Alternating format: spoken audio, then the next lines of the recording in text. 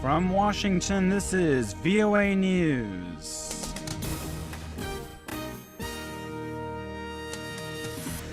The United States says airstrikes have killed 3 Islamic State militant leaders, and Boko Haram militants killed dozens and kidnapped many more in a raid on a Nigerian village. I'm Michael Lipin. A U.S. official says 3 top Islamic State leaders have been killed in a series of targeted airstrikes in Iraq. The official said Thursday the recent killings, conducted between mid-November and early December, will reduce the militant group's ability to command and control areas that it occupies in Iraq and Syria.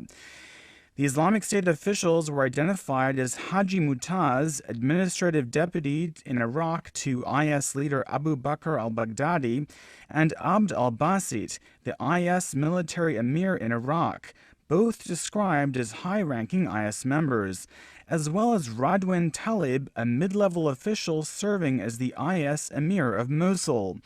The news came as U.S. military officials said more than 1,300 airstrikes and a stronger Iraqi security force is having a significant effect on the ability of the Islamic State group to operate in Iraq. Well, local residents and officials in northeastern Nigeria say suspected members of the Boko Haram militant group have killed 32 people and kidnapped more than 100 others in a raid on the village of Gumsuri. The attack took place Sunday, according to residents who fled to the city of Maiduguri. News of the attack took several days to emerge because of the area's mobile phone network was damaged in earlier attacks. Gumsuri is near the village of Chibok, where Boko Haram kidnapped more than 200 girls from a school in April. CNN television quotes a Gumsuri resident as saying gunmen approached the village from 2 directions, firing heavy machine guns and torching homes with gasoline.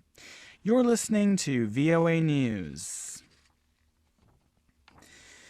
The United States says it's possible that Cuban President Raul Castro could someday visit the White House to meet with President Barack Obama.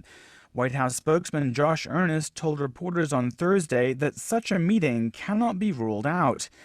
The previous day, Mr. Obama and Mr. Castro announced a deal to normalize relations between their countries after half a century of hostility that grew out of the Cold War. As part of that normalization, U.S. Assistant Secretary of State for Western Hemisphere Affairs, Roberta Jacobson, will hold high-level talks with the Cuban government in Havana next month. VOA State Department correspondent Pam Dawkins has more.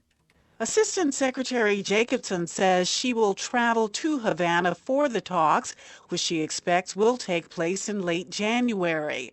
She says a meeting that was originally a periodic review of Cuba-U.S. migration will now include talks on restoring diplomatic relations. She says the first step in the process has already occurred. The U.S. and Cuba have agreed to begin the work on restoring ties. We can do that via an exchange of letters or of notes. It doesn't require a formal sort of legal treaty or agreement. She says U.S. diplomats in Cuba would transition from being under Swiss protection. It requires us also terminating the 53-year agreement that we've had with the Swiss government as our protecting power, and the same for the Cubans. Also, the U.S. will begin a review of Cuba's designation as a state sponsor of terrorism. Pam Dawkins, VOA News, the State Department. Russian President Vladimir Putin said Thursday he's confident that his country's struggling economy will rebound within 2 years and that the ruble will stabilize after the currency's dramatic fall in value, but he offered no new remedies for his crisis. At a 3-hour end-of-year news conference, Mr. Putin said central bank and economic officials are making suitable and correct decisions to stabilize the value of the Russian currency, even as the country's economy heads toward a projected recession next year. He predicted better times ahead for Russia, even if world oil prices remain low or fall further, cutting deeper into revenues from Moscow's key export. And the White House says U.S. officials are treating a cyber attack on Sony Pictures as a serious national security matter, and that President Obama's National Security Council is considering a proportionate response.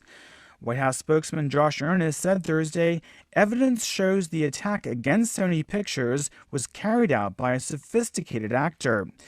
But Earnest declined to blame North Korea, saying the investigation is still progressing.